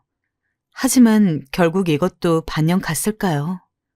어머님은 다시 저를 몸종 취급하시며 이 물건 저 물건 옮기라 하셨고 어머니의 속내를 모두 알고 있음에도 아무 말도 못하고 네, 어머님 라고 답한 다음에 매번 그 물건을 가지고 시어머니에게 드리러 가야 하는 제 처지가 너무 안쓰러웠습니다. 어떤 분들은 그 정도면 시부모님한테 뭐라고 말이라도 해야 하는 거 아니냐라고 하실 수도 있겠는데 지금은 어떨지 몰라도 제가 결혼할 당시에는 시부모님이란 참 어려운 존재였습니다. 시부모님이라는 단어대로 정말 제 두 번째 부모님과 같았죠. 말 한마디 하는 것도 조심했고 시부모님이 뭘 시키면 무조건 네네 하면서 따르는 게 정석이었습니다. 그리고 저도 그런 며느리 중 하나였어요. 평생 살면서 시부모님이 저를 부려먹는 것에 대해서 힘들다고 생각한 적은 많았어도 그걸로 시부모님한테 이런 식으로 안 해줬으면 좋겠다고 당당히 이야기할 생각은 한 번도 못 해봤어요. 그냥 지금처럼 이렇게 참고 사는 게 맞다고 생각을 했으니까요. 안 그래도 애들 키우느라 힘들어 죽겠는데 시부모님 뒤치다꺼리까지 해야 하고, 그렇다고 해서 남편이 돈을 잘 버느냐, 그것도 아니었습니다. 남편이 당시 회사에서 나와 사업을 시작했는데 그게 휘청거리면서 없는 형편에 한 푼, 두 푼 아껴서 사남매 키우느라 정말 허리가 휘는 줄 알았어요. 나중에 가서는 저도 일을 시작했습니다. 시장에 자판을 열어서 생선이라도 팔았죠. 얼마 벌지는 못하는 돈이었지만 매일 한 푼이라도 벌어보려고 시장에 나갔습니다. 당시 젊은 나이였던 저는 시장 내에서도 엄청 이질적인 존재였어요. 게다가 텃세 아닌 텃세 때문에 뭐 하나 제대로 팔기도 힘들었죠. 이봐, 김씨 아줌마, 여기 우리 구역인 건 몰라? 그리고 고등어 가격은 왜 내린 거야? 엄연히 여기도 지켜야 할 규칙이 있다고. 당장 못 올려? 가격 제가 내리고 싶어서 내리는 건데 무슨 문제 있나요? 고등어가 너무 많이 남아 돌아서 얼른 팔아버려야 해요. 안 돼, 다시 올려.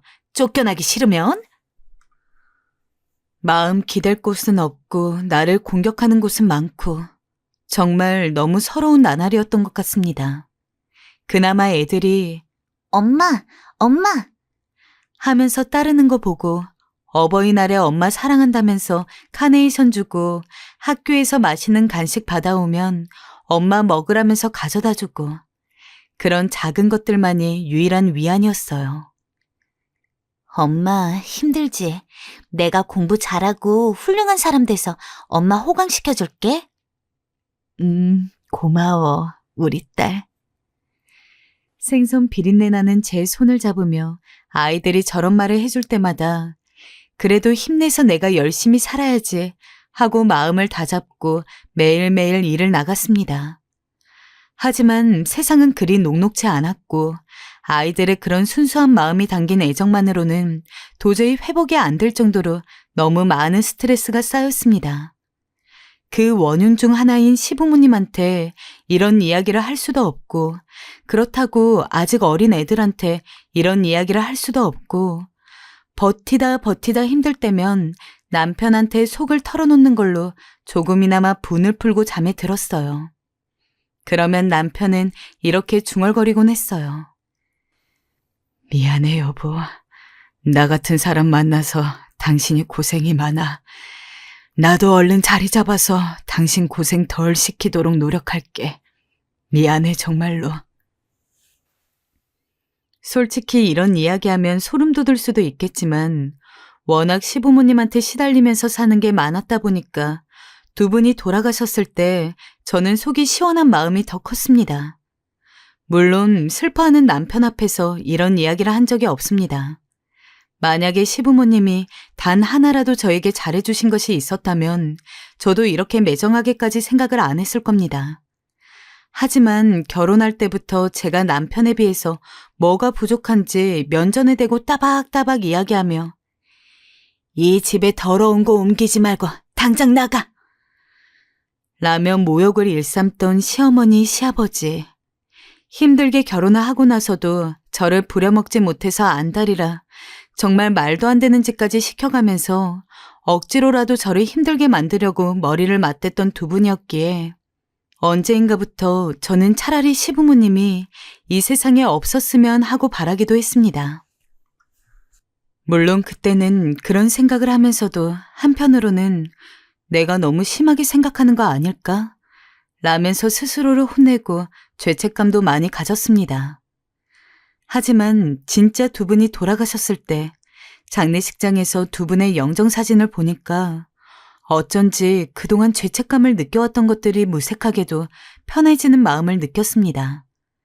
솔직히 두 분이 돌아가시지 않고서야 어느 날 갑자기 기적이 발생하지 않는 이상 저를 제대로 된 며느리 취급해줄 날은 평생 없었을 테니까요. 그의 심정을 알고 있는 사람은 저희 엄마뿐이었는데 엄만 제게 그래, 네가 고생이 많았으니 이제 네 인생 살아라. 하고 말씀을 해주시더군요. 시어머니와 시아버지가 돌아가시고 나서는 정말 열심히 일만 하면 됐습니다. 저에게 남는 가족이라고는 남편과 자식들 뿐이었으니까요. 애들을 전부 대학을 보내느라 허리가 휠 정도로 많은 돈이 들었지만 이상하게 시부모님 돌아가시고 나서는 스스로에 대한 자신감도 조금 생겨서 시장에서도 목청껏 소리를 높이면서 생선을 팔았고 예전보다 조금이나마 더 많은 돈을 벌어올 수 있었습니다. 그걸 한 푼, 두 푼 아끼고 차곡차곡 모아서 비록 제 옷들은 다 해지고 구멍이 났을지언정 대충 서툰 바느질로 꿰매서 가리면서 입고 다니고 애들한테는 좋은 옷 많이 사주고 좋은 것들만 먹였어요. 애들이 큰 사고 없이 잘 자라주었고 또 절 위해 주었던지라 마음의 위안도 얻었죠. 엄마 옷 여기 찢어졌는데 엄마도 새 옷 사 입으면 안 돼? 아니야, 엄마는 괜찮아. 우리 딸이 이쁜 옷 입으면 됐지. 엄마는 그걸로 좋게.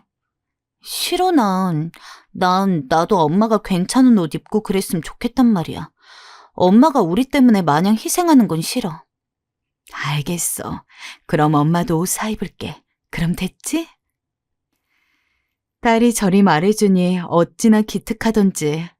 옹알대던 아이들이 하루가 다르게 커가고 남편 사업도 조금 자리 잡기 시작했어요. 여보, 이번에 생활비 많이 줬던데 괜찮아요?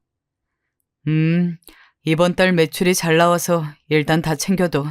또 언제 돈 나갈 때가 있을지 모르니까. 고생하네요, 당신도. 알겠어요. 고마워요.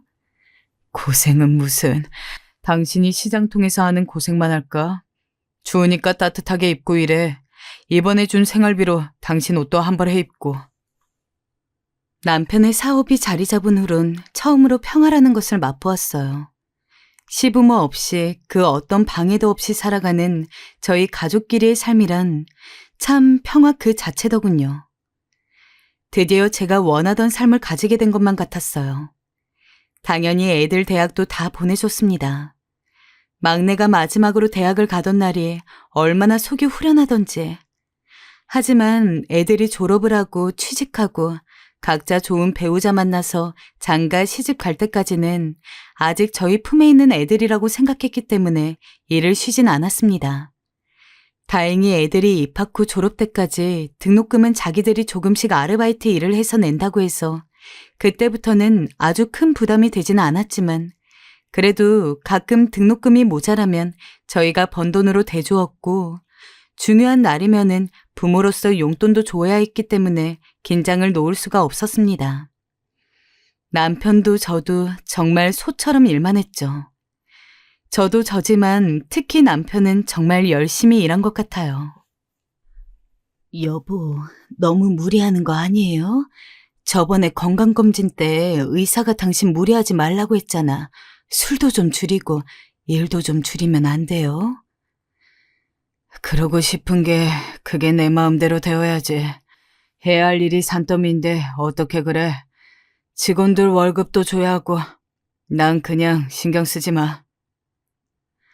가끔 남편은 일에 너무 지친 듯 보여서 걱정이 되기도 했어요. 허나 자기가 괜찮다고 고집을 부리니 제가 할 말이 더 없었죠. 오히려 제가 걱정하려 치면 짜증까지 냈으니까요. 그러던 어느 날엔 남편이 술을 너무 많이 먹고 들어와 한 소리를 했습니다. 여보, 술 좀 그만 먹으라니까. 일을 하면서 그렇게 술까지 꼭 마셔야 해요? 아니, 너는 왜 이렇게 자꾸 남자 하는 일에 참견을 하려 들어? 그래야 네 속이 시원하냐? 나도 내 인생이 있다고. 그냥 나 신경 쓰지 말고 시장통에서 일이나 해. 애나 잘 키우라고. 당신 지금 말 다 했어요? 다 못했어. 내가 얼마나 너한테 쌓였는 줄 알아? 에이, 됐다. 말해 말자. 내가 너랑 무슨 말을 하냐? 무식한 중졸녀 편내라. 당신 어떻게 그런 말을... 이보세요. 당신 무식한 중졸녀 편내가 당신 사업 안 될 때 집에 생활비 대고 애들 키우고 그랬습니다. 그건 생각 못해요? 당신이 무능하고 능력이 없으니까 내가 그렇게라도 해야 했다고요. 당신 시부모 모시는 것도 얼마나 힘들었는지 알아요? 보통 여자라면 그 일 할 수 있었겠어요? 나라서 한 거예요. 그 후부터는 남편과의 갈등이 이상하게 잦아졌습니다. 아이들이 성인이 되면 안 좋던 부부관계도 회복되는 경우가 많다던데 저와 남편은 오히려 반대더군요. 제가 남편에게 걱정되어 한 소리를 하면 남편은 거기에 가만히 있질 못하고 길길이 날뛰어 10마디, 20마디를 퍼부었어요. 그쯤 되자 저도 남편과의 대화를 포기했죠. 여보, 알겠어요. 난 이제부터 당신한테 신경 끌게요. 그냥 당신이 하고 싶은 대로 해요. 내 딴은 당신 걱정돼서 한 말인데 당신은 그렇게 받아들이지 않는 것 같으니 그냥 서로 각자 갈 길 갑시다. 먼저 이렇게 선언한 게 제 쪽이었죠. 그래도 제가 선언을 한 이후 남편도 뭔가 찔리긴 했는지 다시 저한테 잘해주기 시작했어요. 잘해줬다기보단 덜 사나워진 거죠. 시간이 지나자 부부관계는 어찌어찌 차츰 회복이 되었어요. 여보, 미안해. 그때 내가 중졸 여편네 어쩌고 한 건 너무 말이 심했어. 아무리 화가 나도 그런 말을 하면 안 되는데 내가 많이 부족한 사람이네. 정말로 미안해. 용서해줬으면 좋겠어. 그럴 수 있다면. 어느 날 남편은 제게 그 일에 대해 사과까지 했어요. 그리고 저도 남편의 진심 어린 사과를 받고 나서는 마음이 많이 풀렸어요. 생각해보면 남편도 삶에 많이 허망함을 느끼는 것 같더군요. 저도 그랬고요. 하지만 부부끼리 이걸 충분히 털어놓지 못하고 지냈으니 서로 가시 세우며 뾰족한 말만 했던 것 같았어요. 그 뒤론 남편과 대화도 많이 나누려 했죠. 허나 남편 문제가 끝나고 나니 자식 문제가 닥쳐왔어요. 첫째부터 차례대로 시집가고 장가가고 할 때는 내 자식이랑 결혼할 사람이 정말 괜찮은 사람인지 확실하게 알아야 했기에 신경을 곤두세워야 했습니다. 엄마, 걱정 말라니까. 이 사람 정말 괜찮은 사람이에요. 인성도 좋고 시부모 되실 분들도 참 좋으세요. 라고 자식들이 말해도 쉽사리 믿어지지 않았어요. 조금 까탈스러운 시어머니나 장모로 보였을 수도 있겠지만 내 자식들이 애먼 집에 가서 결혼해가지고 고생하는 꼴은 죽어도 보기 싫었으니까요.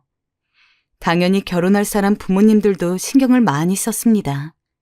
내 자식이 나 같은 삶을 사는 건 최악이지 않겠습니까? 그렇게 하나하나 결혼을 하고 지금은 마지막으로 남아있던 막둥이 딸까지 시집을 보낸 상황입니다. 그때가 벌써 3년 전인데 신혼집 꾸려서 사는 것까지 직접 보고 왔어요. 그렇게 하고 나니까 정말 인생에 있어서 가장 큰 과제를 끝낸 기분이랄까요? 사람들이 가끔 당장 죽어도 여한이 없다고 말을 하잖아요. 제가 딱 그 기분이었습니다. 결혼해서 살면서 정말 애들만을 위해서 살아왔기에 애들이 진정으로 자기들만의 가정을 꾸려서 독립을 한 지금 이 순간은 제가 거의 반평생 이상을 바라오던 것이었습니다. 그동안 남편이나 저나 본인들 인생은 없이 살아왔기 때문에 저는 이제 더 이상은 애들한테 크게 신경 안 써도 되는 만큼 남편과 남은 여생을 편안하게 보내고 싶었습니다. 하지만 이상하게 막내가 시집을 간 뒤부터 남편이 저를 대하는 태도가 묘하게 달라졌어요. 여보, 우리 제주도로 여행 가기로 했잖아요. 같이 가요. 내가 비행기 티켓 예매해 놓을게요. 거기 바다도 깨끗하고 볼 것도 많대요. 당신 등산 좋아하니까 우리 산도 같이 타요. 미안한데 여행 갈 거면 당신 혼자서 다녀와. 난 피곤하니까. 평소 남편은 한 번씩 화를 내서 그렇지 조용한 성격이었습니다. 그리고 제가 뭔가 하자고 제의를 하면 한 번도 거절한 적이 없었어요. 웬만하면 제가 하자는 대로 해주었어요. 여보, 피곤해요? 왜 그래요, 요즘? 아니, 그냥 일도 많고 쉬고 싶어서 그래. 관심 꺼. 거기다 말투도 다시 예전처럼 사나워졌고요. 둘만 남게 된 순간부터 남편은 제가 여행을 가자고 해도 싫다고 하고, 오랜만에 외식할 겸 밖에서 밥을 먹게 나가자고 해도 싫다고 하고, 제가 하자고 하는 모든 것에 반기를 들더라고요. 처음에는 정말 그동안 애들 키우느라 힘들었던 것 때문에 늦은 피로라도 몰려오는 건 건가, 막내 시집 보내고 쓸쓸해서 기분이라도 타는 줄 알고 알겠다고 하고 아무 말도 안 했습니다. 하지만 그런 행동을 한 달, 두 달, 세 달 가까이 보는데 이건 저한테 화난 게 있는 게 아닌 이상은 도저히 이해가 안 되더라고요. 하지만 이상하게 남편에게 지금 상황에 대해서 이야기를 꺼내보려고 해도 어쩐 일인지 쉽게 말을 내뱉기도 어려웠습니다. 남편 분위기가 평소와 달라서 그랬을까요? 그냥 혼자서 대체 무슨 일일까? 하고 생각을 하면서 남편이 이전처럼 돌아오기만을 바라고 있었는데 막내가 결혼을 하고 딱 반년째의 일이 생겼습니다. 그날은 오랜만에 막내네 신혼집에 가는 거였기 때문에 저나 남편이나 한껏 꾸며서 들렀어요. 사위랑 이야기도 하고 오랜만에 보는 막내랑 잘 지내는지, 자녀 계획은 있는지 소소한 질문들도 나누며 시간을 보냈죠. 당시 막내가 일이 너무 바빴어가지고 다른 자식들에 비해서 전화로 연락을 하기도 힘든 상황에서 간만에 얼굴 본 곳이라 그런지 더 반갑고 기뻤습니다.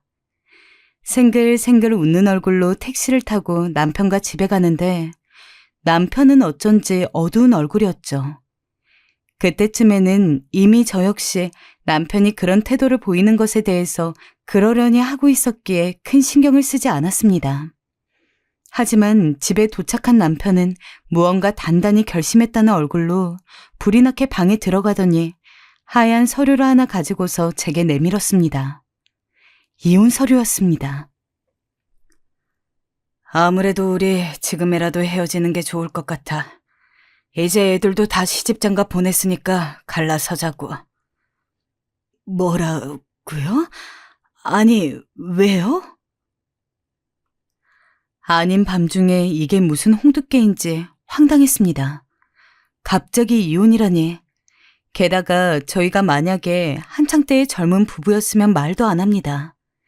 저희 나이가 각각 70대 초반인데 아무리 요즘 세상에 늦게라도 이혼하고 새 인연 찾는 사람이 많다지만 그래도 그렇지 이 나이에 이혼하는 사람이 있으면 얼마나 있겠습니까? 게다가 남편은 성격상 절대로 이혼을 이야기할 사람 자체가 아니었습니다.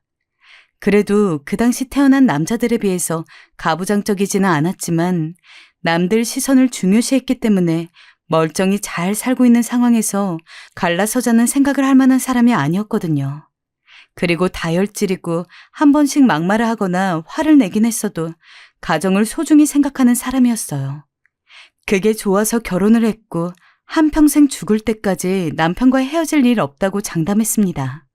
아니, 그런 생각 자체를 하지 않았어요. 그런데 갑자기 무슨 이유로 이렇게 이혼을 하자고 하는 건지. 보통 이런 상황이면 다른 분들은 남편이 바람을 피운 거 아니냐, 다른 여자가 있는 거 아니냐 의심을 하셨을 텐데 저는 그러지 않았습니다. 아무리 봐도 남편은 그럴 위인이 안 됐거든요. 차라리 그런 의심이 들었다면 화가 나는 것과는 별개로 저렇게 구는 게 이해가 되었을 겁니다.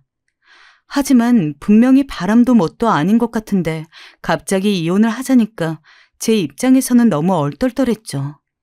처음에는 이 양반이 나이 먹고서 갑자기 장난이라도 늘었나 싶었습니다.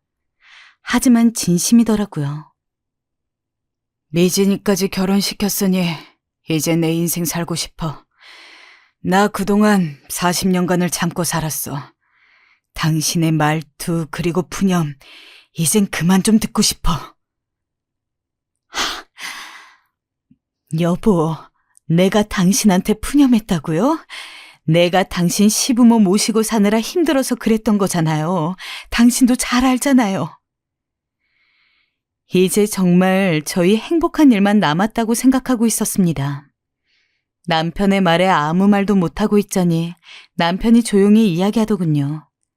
그동안은 처음 만났을 때의 사랑이 남아있었고 그 사랑이 소진된 이후에는 자식들 때문에 참고 있었던 거지.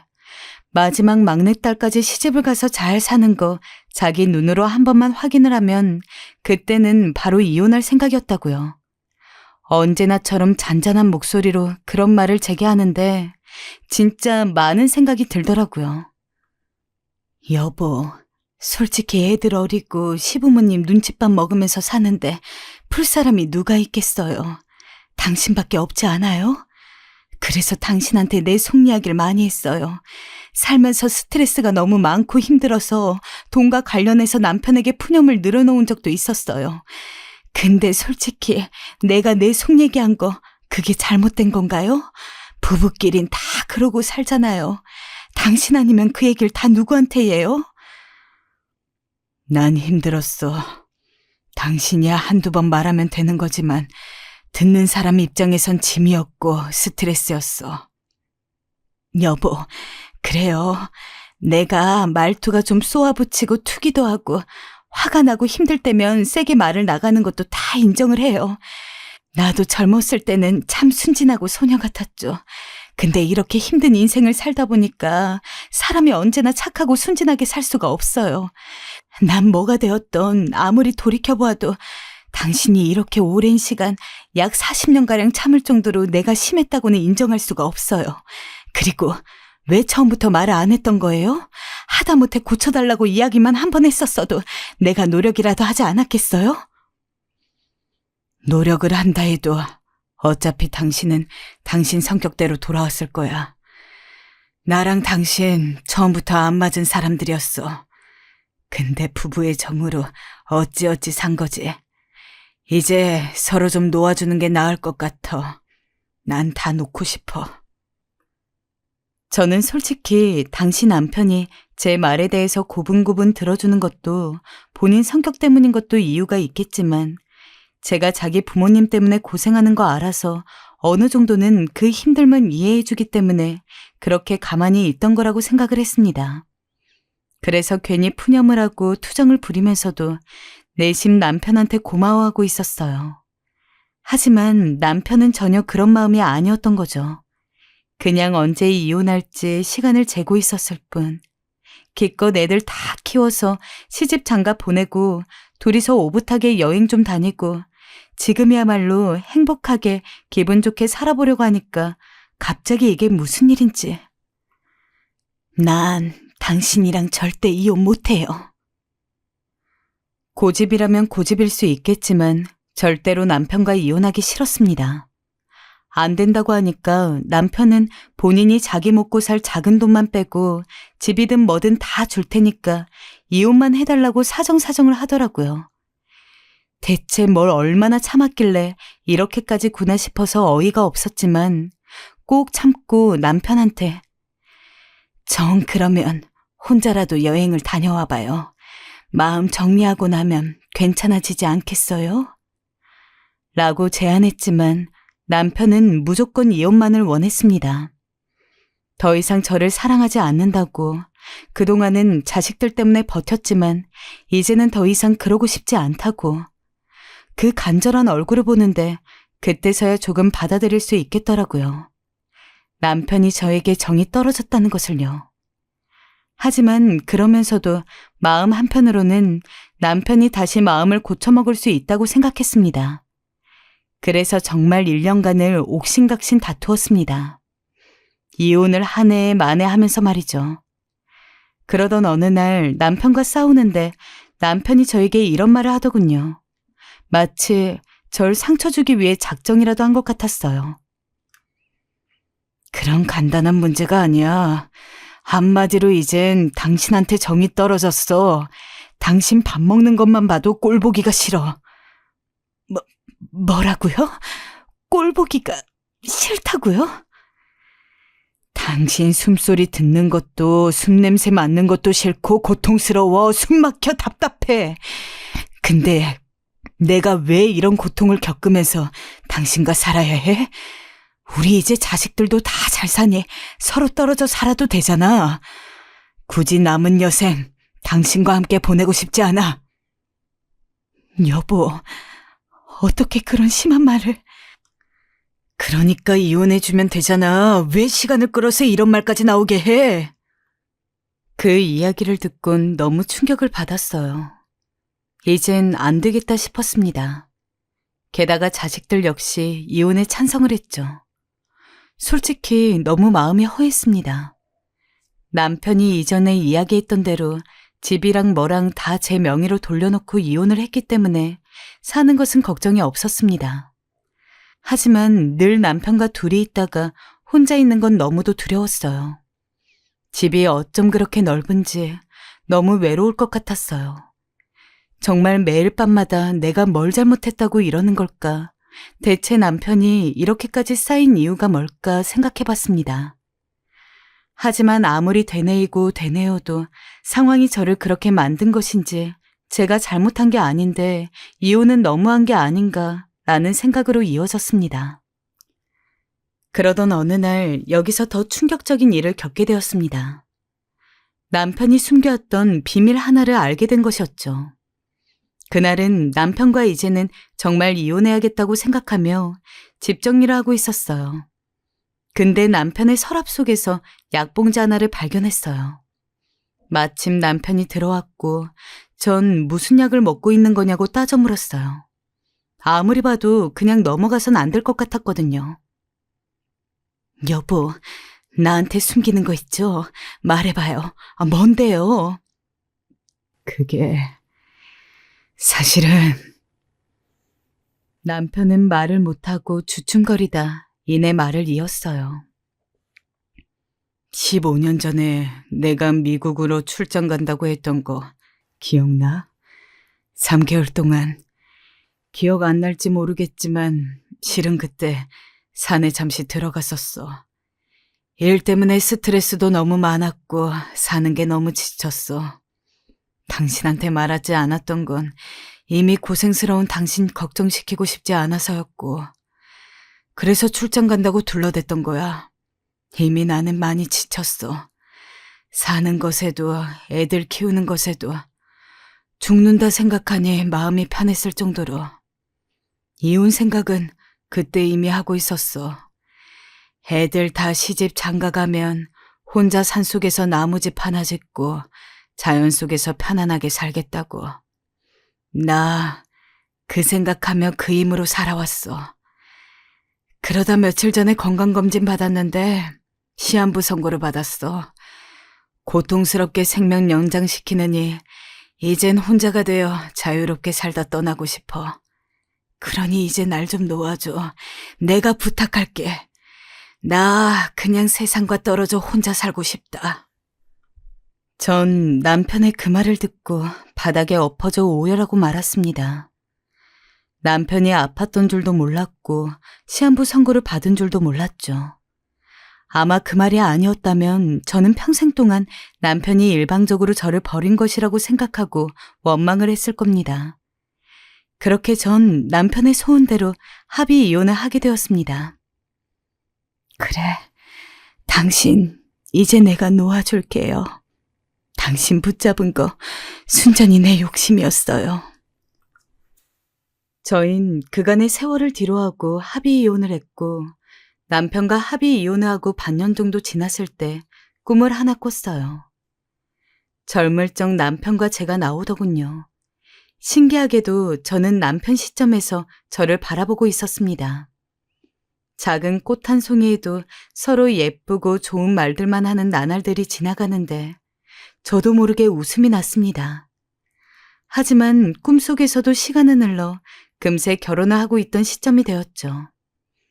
아이들을 키우고 시부모님에게 타박을 받는 것에 잔뜩 스트레스가 쌓인 저는 남편에게 때때로 모진 말을 했습니다. 그리고 꿈속에 저는 남편에 대해서 그 모진 말들을 모두 묵묵히 받아들이고 있었죠. 꿈의 마지막은 남편으로서 이혼 서류를 내미는 저의 모습으로 끝났습니다. 악몽을 꾼 것처럼 숨을 헉헉 들이키면서 잠에서 깼는데 그게 잊혀지지가 않더라고요. 사실 말이 꿈이지 그동안 저는 몰랐던 남편의 속응어리를 볼 수 있었던 느낌이었습니다. 물론 그런 식으로 나오면 남편의 마음을 어림짐작하게 되었어도 제가 완벽하게 잘못했다고 생각하지 않았습니다. 하지만 남편이 어떤 이유로 그렇게까지 간절하게 제게 이혼을 원했는지는 이해하게 되었죠. 저의 잘못이 없지 않은 만큼 남편에게 참 미안한 마음이 많이 들었어요. 그리고 그 미안함에 너무도 눈물이 많이 났어요. 최소한 사과라도 하고 싶어서 연락하려고 했습니다. 하지만 남편은 그마저도 반기지 않았습니다. 어떤 이유든 상관없으니 나한테 연락하는 일 없으면 좋겠어. 우린 끝났으니 말이야. 그렇게까지 강하게 부정당한 것은 처음이었습니다. 다른 사람도 아닌 남편에게 말입니다. 남편이 저로부터 마음이 떠났다는 것은 알고 있었지만 설마 사과하려고 연락한 것에도 이렇게까지 저를 대놓고 싫어한다고 티를 낼 줄은 몰랐다고 해야 하나요? 아픈 남편이 걱정되어서 뭐라도 챙겨주고 싶었는데 남편은 그마저도 싫다고 하더군요. 그냥 당신이 얘기했던 대로 각자 갈 길 갑시다. 그게 서로한테 좋을 듯하니. 여보, 당신이 걱정이 돼서 그래요. 그 몸을 어찌 살려 해요. 내 도움 받으면 안 돼요? 그만 끊을게. 전화기도 이제 없앨 거야. 남편의 모진 말과 함께 끊긴 전화를 멍하니 붙들고 있었습니다. 제 삶에 회의가 들더군요. 이 나이 먹고 대체 어떻게 해야 좋은 인생을 살 수 있을지를 곰곰이 생각해 보았습니다. 몇 날 며칠을 밥도 제대로 안 먹으면서요. 남편에게 다시 연락해서라도 사과의 말을 전하고 싶다가도 결국 사과도 내 마음 편해지려고 그런 것이 아닌가. 정작 남편은 내 사과조차 받기 싫은 게 본심일 텐데. 혼자서 아무리 고민해도 답이 나오지 않는 상황에서 머리만 붙들고 있다가 문득 부처님을 무척 깊게 믿는 친구 하나가 생각이 났습니다. 그래서 당장 연락을 해서 만남을 가지게 되었습니다.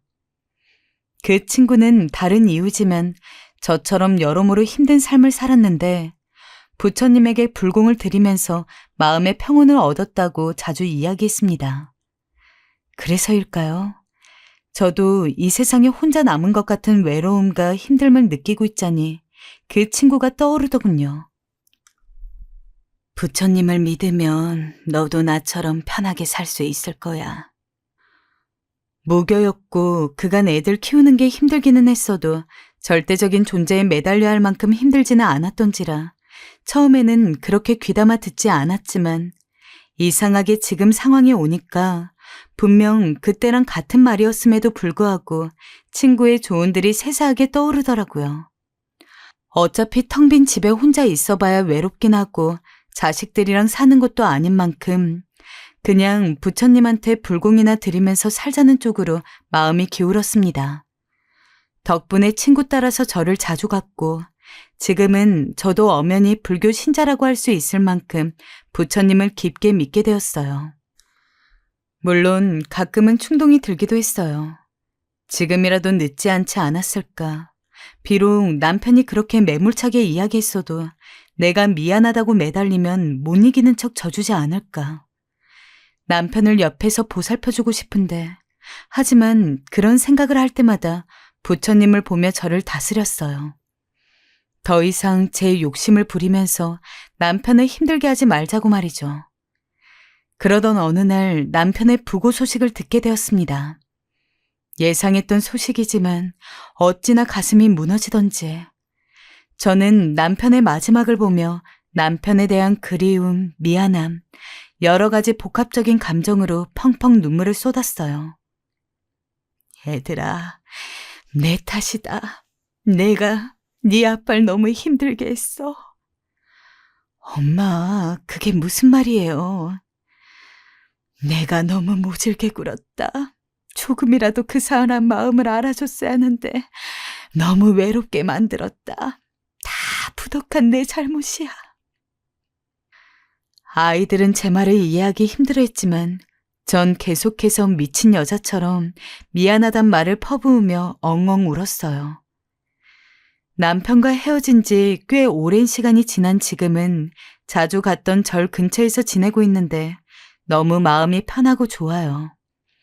집은 전보다 작아졌고 애들 사는 곳과도 멀어져서 이전보다 자주 만나지는 못하지만 속세로부터 벗어나서 자연과 가까운 곳에서 매일매일 남편한테 사죄하는 마음으로 살고 있습니다. 그리고 늦은 나이긴 하지만 참 스님이 되고 싶다는 생각도 듭니다. 나이도 먹고 늙은 데다가 이제 와서 새 남자를 만나고 싶다는 마음도 없으니 다른 사람 만나기는 힘들겠지만 저는 이렇게 혼자 살더라도 고생한 남편은 늦게라도 하늘에서 편안하게 잘 살았으면 해요. 그러나 지금처럼 가끔씩 남편과 함께 살던 시간을 떠올리며 그때를 잠시 그리워하는 정도는 용서해 주었으면 합니다. 모쪼록 제 이야기를 들으신 여러분들은 아무리 힘들고 짜증나는 일이 있더라도 배우자를 자신의 감정을 무조건 받아주는 존재로만 생각하지 마시고 소중히 아껴주고 사랑해 주시길 바랍니다.